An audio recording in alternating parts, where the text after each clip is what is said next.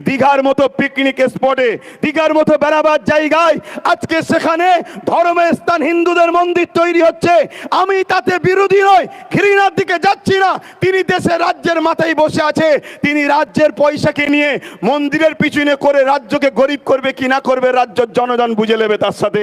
কিন্তু আমি বলতে চাইছি, তিনি হিন্দু দরদি বলেই তো দীঘাতে কোনো মসজিদ করে নেই, সেখানে মন্দির তৈরি করছে।